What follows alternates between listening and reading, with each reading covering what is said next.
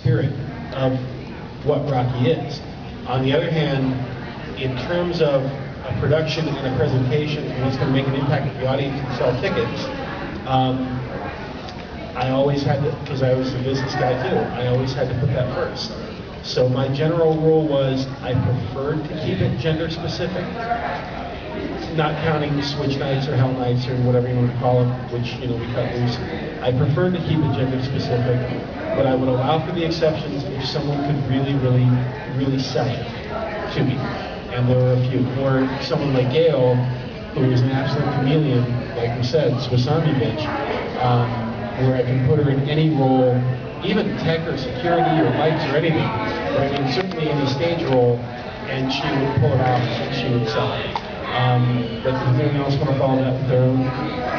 I think you said it perfectly. If you can sell, do I need the mic? Can you hear me? Oh, thank you.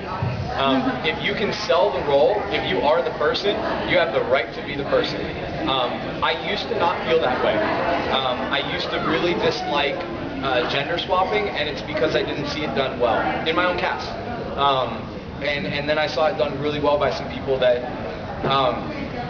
Scotty is one of the best Columbias I've ever seen in my life. Oh my God! Yes. And he's a man. He's very much a man. But he does drag incredibly well and plays Columbia the way Columbia should be played. And he is Columbia to me. I saw another boy Columbia, Tommy, a long time ago at Sins, and he broke the barrier for us. He was the first guy to ever hold a girl's part because he was the first one to do it really well. I actually don't think. Nope, we've never had anybody else since him on that cast. Some of the best Frankenfurters that I've seen are girls. That said, that was the hardest one for me to accept that I now do, but part of Frankenfurter is the shock value of a man dressed like that.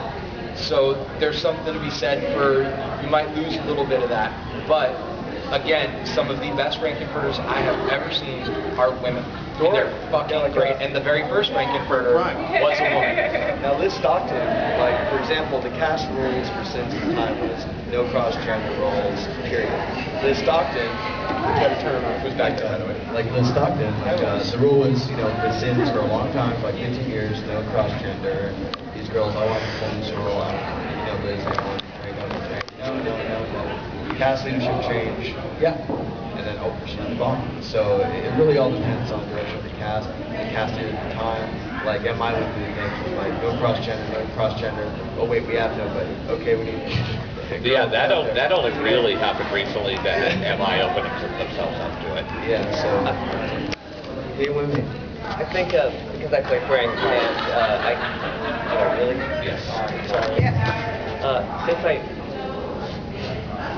Since I play Frank, I get a lot of feedback from I don't want to Eat the mic. I get a lot of feedback from other people saying their opinion. Like, I was beat out by Liz for the Blu-ray. I mean, she's great, awesome, and I don't see a problem with it. But other people have quite often given me their opinion, like whether or not they want, and the shock value is a big part of that, and it also... You were my first Frank, and it was shocking. Why? You didn't see it coming, or...? I didn't know. Okay, didn't know that. I didn't know it was coming. And there was you, 5 feet from me. With BI, we were told to be backstage a lot, so we didn't break that before, that sight thing before the show. So I pretty much was segregated to the backstage area before the show. But I do get a lot of opinions from people, and I don't see a problem with it if the character is kept, if the shock value is kept.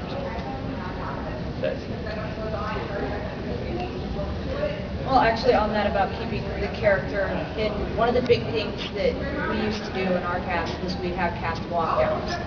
And or before the show, the cast would walk down into their characters and present themselves. And one of my biggest problems I had with it, and I corrected it with some of my Franks, is Franks would go down in their Frank costume, throw the cape. Well, there you just lost Sweet Tea. You lost the factor of Sweet Tea. So I would work with my Franks. I'd be like, find something else. Wear leather pants. When I'd play Frank, I'd wear a sexy dress for walk down. I never wanted to see him in the sweet tea because it would just ruin that surprise for him. And I think wait one second. I think just to go back to it, it comes down to, are you there? We all do Rocky Horror and have fun. Okay, that's the first and last reason we should be there. But within that framework, you've got to sell tickets to make sure that you have a show. You've got to build audience goodwill to make sure that you have an audience. So if you're just there to fuck around, then go to a rave. Go mosh at a punk show. Go fuck around somewhere else. Unless your cast, your audience, and your theater management are 100% in accord with the fuck around mentality, just don't do it. Don't do it and call it Rocky Horror, I think is my thing. And to me, that even extends to, occasionally doing this as a joke is fine, but replacing multiple whole chunks of the film with something else that you filmed on your own and calling it Rocky Horror, that's not cool either, in my opinion. Dan. Just what Dan was saying. I don't know about other places, but also off of what you were saying earlier about Birdie, about VI, I didn't know that. And that thing with the hearse is awesome. I want to go buy one now. Sorry, Best I don't mean to ever. drink your Kool-Aid, but that's fucking awesome. I feel that. But I know that once Midnight Mayhem got started up around here, that was something that we did, where I think literally every main character has an alternate costume that they will wear in the lobby. I know when I play Frank, I'm like full leather. I have like leather pants made. I have the jacket or a vest, the whole 9 yards. And I think like for just about every character, that's a really important thing. Just because as long as it's in character, that kind of plays in the movie, that kind of draws people in. Well, the more shocking characters, though, are the ones that especially need to be hidden. Like I said in the start, I don't want to tell anyone how to do it. I can tell you what I appreciate, and I can make observations about what I've seen and talk to what seems to bring an audience based on numbers, and that's just factual data. Here's a perfect Rocky Horror to me.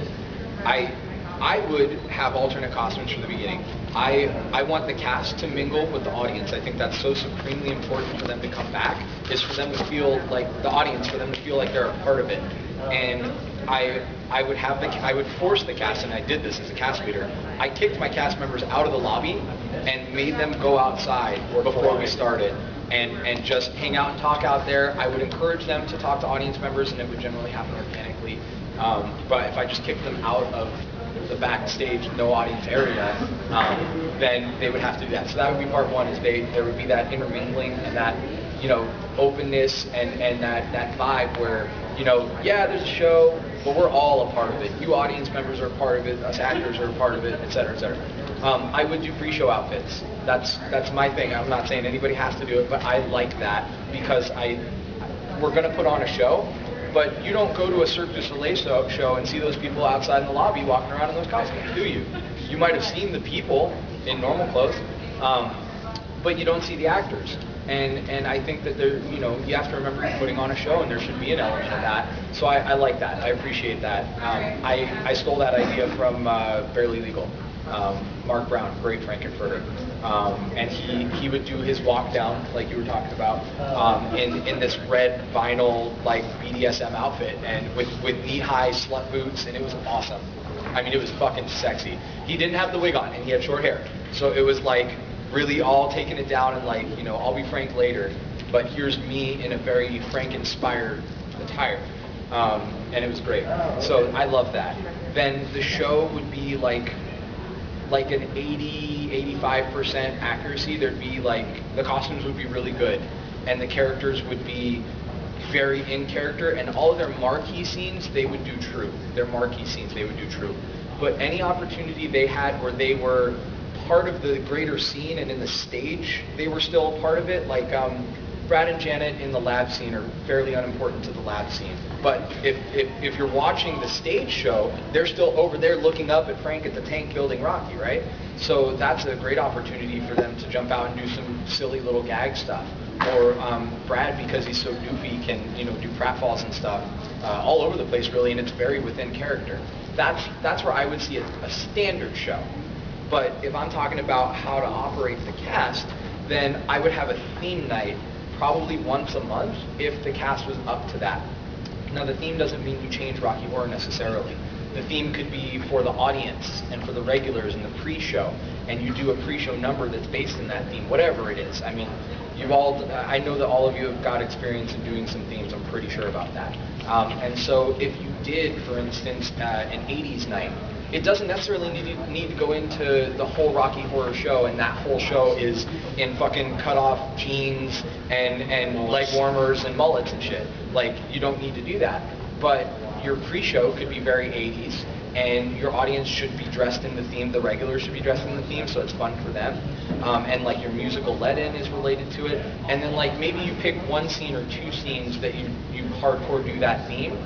Or a specific thing that's maybe appropriate for that character, stuff like that. But certain things, like I believe that you don't fuck with Time Warp or Sweet Tea. Those are the holy grail of the movie. And there's been a time where I've supported it based on like an anomaly, but on an average, I would never fuck with those scenes. I just wouldn't.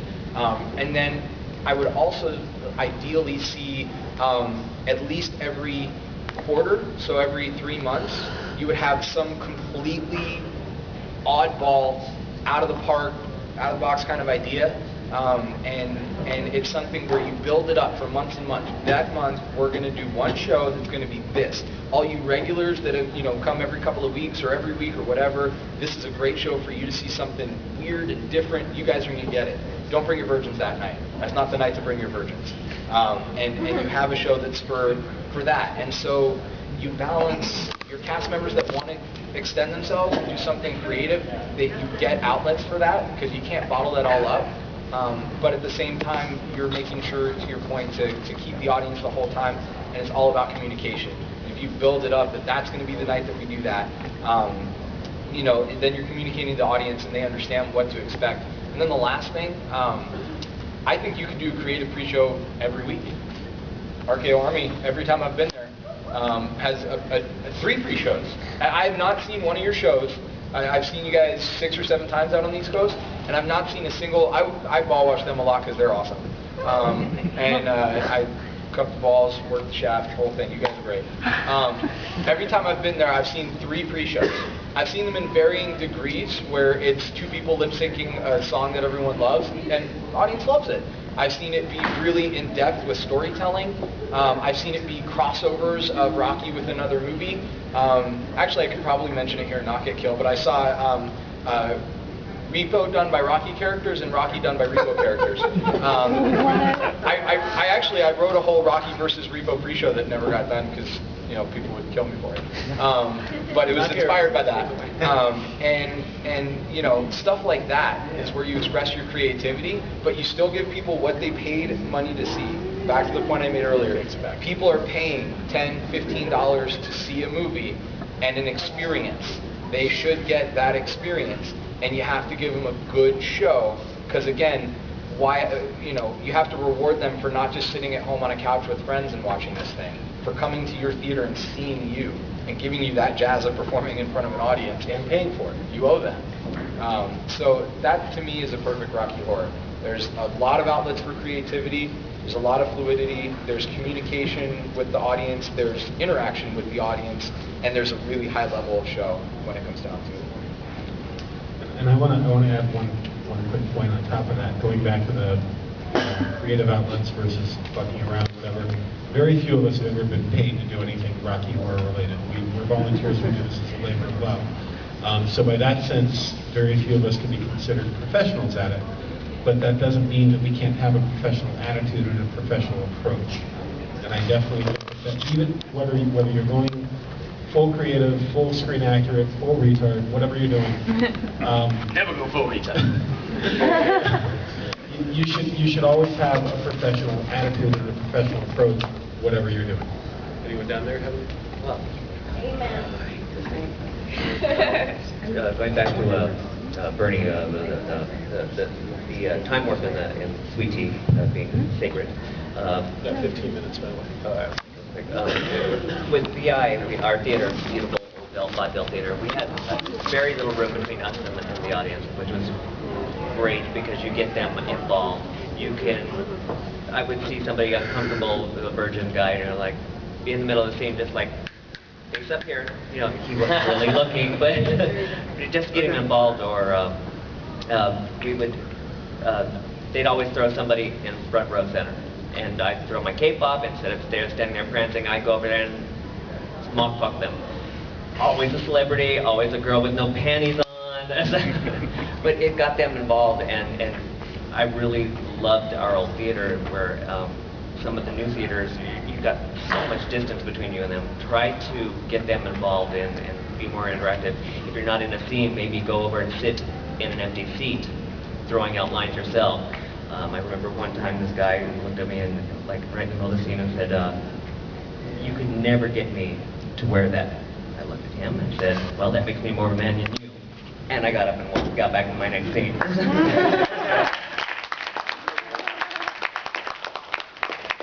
Well, on that note, you know, one thing we do is, you know, superheroes. During superheroes, Brad and Janet will literally, you know, crawl through the audience, or sit and give them Or over the audience. or over the audience, you know, or sit there and, you know, give somebody a lap dance, or, you know, stuff like that, just to bring the audience in and get them close to it. So, and when it comes to, you know, like the creative nights, one of my favorite things to do is, if we have Naughty Schoolgirl night, I actually have a Naughty Schoolgirl magenta costume. It's a black pleated skirt, a white You're wearing this tonight, shirt. right? I don't have it with me. You know, it's a black shirt with the white collar, the white sleeves, tied up. It's a schoolgirl costume, but it's obviously magenta. Those were at SimsCon. We did a prom night once. I made a Columbia prom dress that tears away. You know, in the middle of opportunity, you spin in. When you spin out of from Eddie, you turn around, the skirt tears off. You got the shorts underneath, perfect timing for the lips. So that's the stuff I would do for the creative shows. I would take my character and go, okay, the character for this, and I'm going to make a costume to fit that theme. Add that character. And I think when it comes to the theme shows, that's the best way to do that and still keep your character. Anything you want to? In regards to costumes, screen accurate costumes, in regards to costumes or whatever, I mean, we try to probably go for that 100% screen accurate costume, but guess what? It costs a lot of money, it rips, and it stinks, and your cast members are like, get rid of that thing. Febreze like a motherfucker. After you've done too much Febreze, It doesn't Febreze, take. you put it in the dryer. But anyway, but they just rip the in that condition. But basically, my thing is just over the years, it's like, okay, I will have the most 100% accurate rip costume as viewed from the 4th row to the back.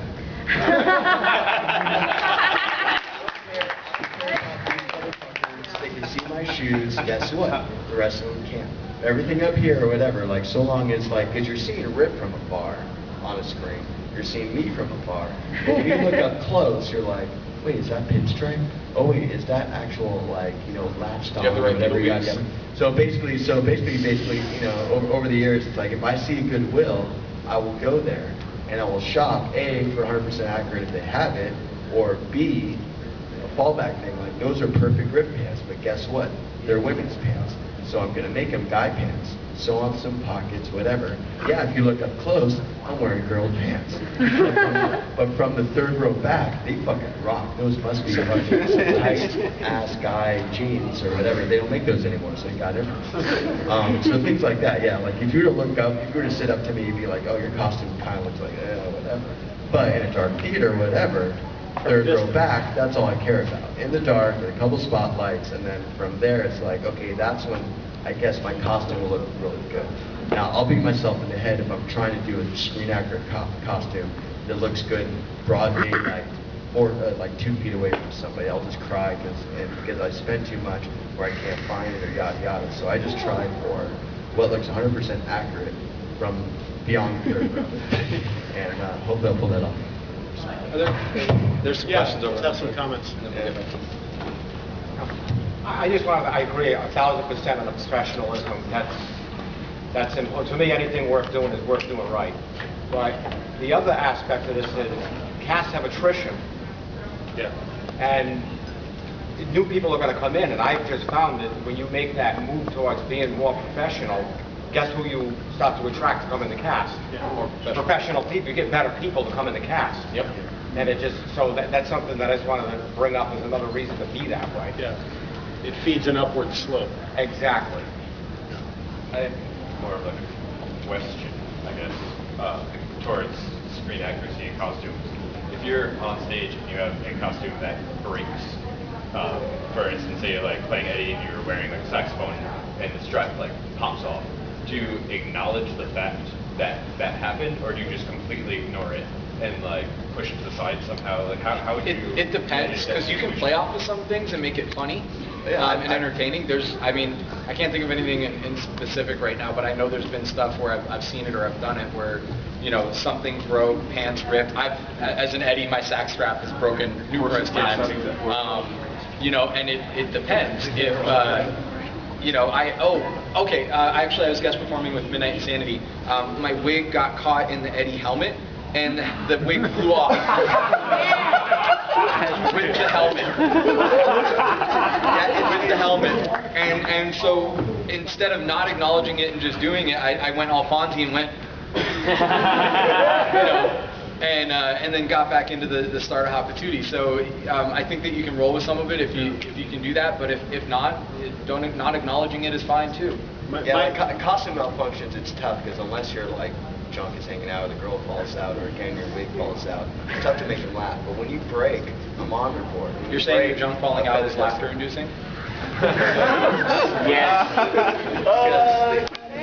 But I notice it's funnier when something breaks when it's a prop. When something big like the feather duster snaps. You're pulling the switch and that's your brakes. Or, the tank will be prone to break and stuff like that. Those I hear like, the audience really laughing at. When a little piece of costume breaks, nobody notices unless a little bit shown or something. But unless the sack swings off and hits you in the face or something like that. Yeah, or if it takes off. Poor Columbia. If you're doing the twist, poor Columbia's hip is getting hammered by that saxophone. Yeah. But my rule going back to my very first cast, longer ago than I want to admit, was simply, if you screw up or if something screws you up, do it in character and make it look good. Very simple. Yes. This was 2-3 months ago, but I was playing Frank for the first time, and during the show, 30 seconds into Sweet Tea, my wig falls off. And roughly 15 times during the show, my wig fell off. With all that hair you could attach it to? Yeah, I actually did. It still fell off. Wow. There's a bald cap on it. And it still fell off. It kept falling off. So the audience just, after third or fourth time, they're just like, wig fall off number 5. In that case, you play that shit up.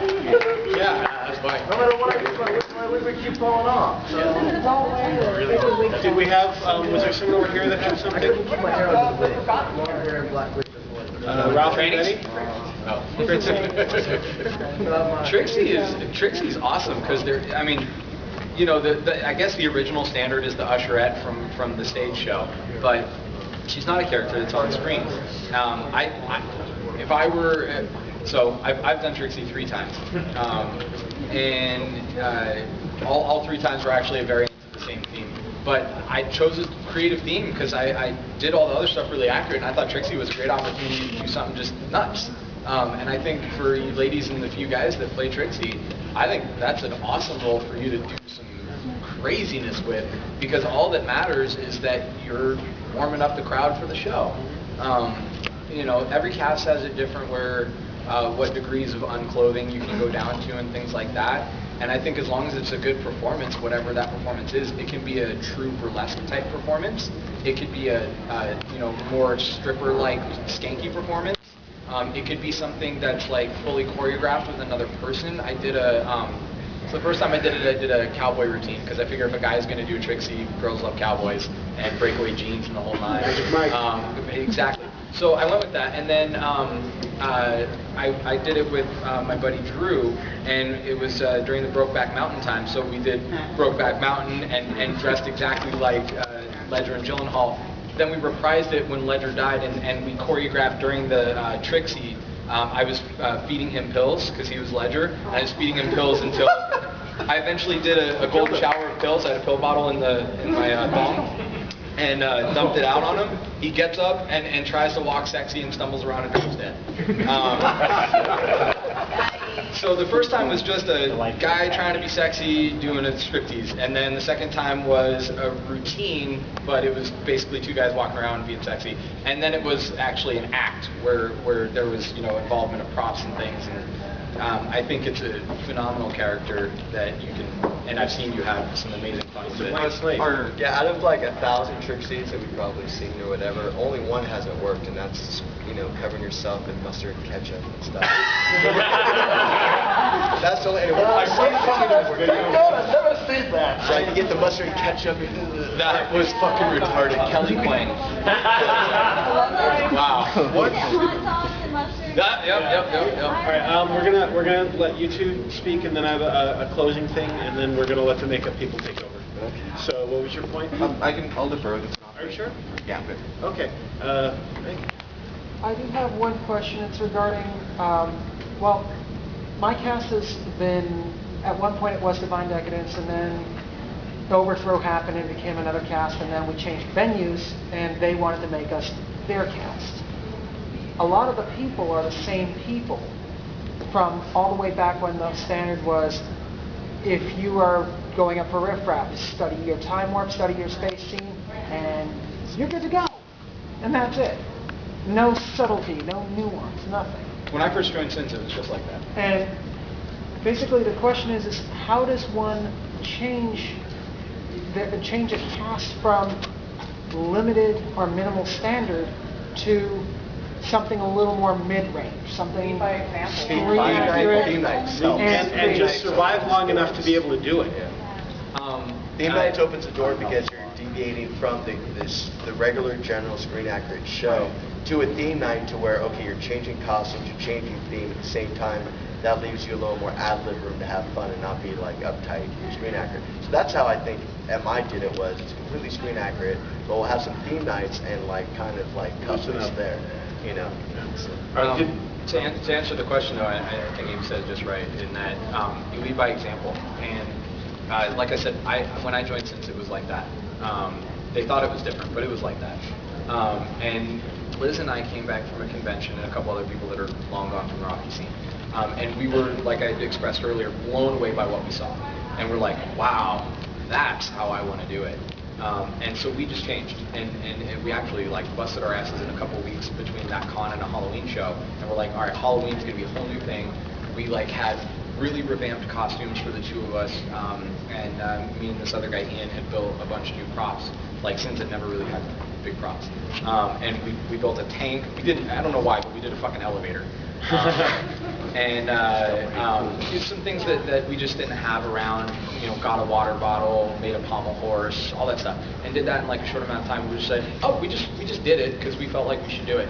And then people saw that and started getting on board with it, and they were like, they would look at how well we were doing our characters and say we wanted to go to that level, and then we would just keep stepping the game up bit by bit until it all got to a high level. To Roy's point, if you step your talent up, you will attract more talent. We brought in, as older people left that just weren't going to change that mentality, we brought in new people that were willing to go there naturally on their own. And we would identify those people, and when we had the choice between person A and person B auditioning, we took person A that had the qualities we were looking to get to. And so it's a lot of that. You can't do it overnight, but you start with doing it by example, and you start by actively recruiting good people that are going to go in that new direction. And bit by bit you'll get there, because the whole, you can't change a group's mentality, but you can change individuals bit by bit, and then the group evolves with it. The ladies who are going to be doing the makeup and costume panel are right over here. So ladies, I'm going to, this gentleman's had his hand up forever. So I'm going to let him make his point, and then I'm going to make a closing point, and then it's all yours. So what was your question, sir? I wanted to There's something that has been on my mind for the past 2 years regarding the pre-show before Rocky, the skit before Rocky at Seven Deadly Sins Con with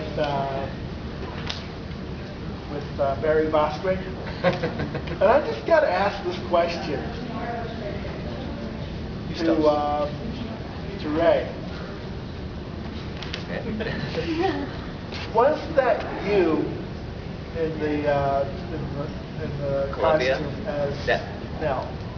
No, that was That was Scotty, the one that I was talking about. That's an incredible man playing Columbia. That was Scotty. Wearing Leslie Nielsen's wig.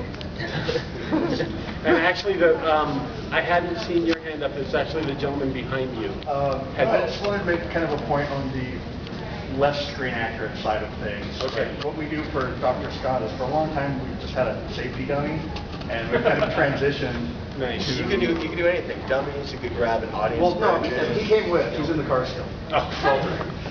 But now what we've kind of moved over to is about halfway through the show, we'll just go pick someone at random from the audience and throw them in the wheelchair and give them a teddy bear and a blanket and wheel them down the stage. I think that's a fun thing. You saw how it was going last time. Some cats do that. Some cats do that. They'll have a different audience member, Scott, and take a picture of them. That's like a feature. I never got to do this, but I always wanted to do a show where we encourage, okay, this night, audience members show up in your costumes, we'll audition you, and then we'll throw you on stage that night, see what you come up with. All right, I'm gonna rush this point through. Ladies, thank you very much for your patience, and I hope your panel was awesome. This will segue back to your point. I think we're going to be moving more and more away from the creative versus accuracy discussion. I think from this point, the conversation, and we touched on this a little bit, the conversation is going to be more, are you a performance-based show or are you a scene-based show? By which I mean, do you have, what's your proportion of repeating audience? Do you have a new audience every week? All of my shows until about 2-3 years ago, we had 60 to 75% return, regular audience every single week. Then we moved to a venue down the street from here where we had a new audience every show. And what worked for that regular audience thing did not always work for the for having a new audience every show. So that's why I think that's where the conversation is now going to shift from what we've been talking about for the last hour to who is your audience and what do they expect, which is something that Bernie touched on earlier. So from the outside, it seems like they're two actually separate lines of thought, but they're actually fairly intertwined. And I think I'll cap this by reiterating Bernie's point: listen to your audience and keep it Rocky Horror, keep it within the spirit of Rocky Horror. Don't make it something else and call it Rocky Horror, but give your audience a good experience, one that they want and will enjoy and is worth the money they're paying to come and see you. And I want to thank my panelists for this and the last panel too. I want to thank all of you. Ladies, I do apologize. Thank you though, and it's all yours.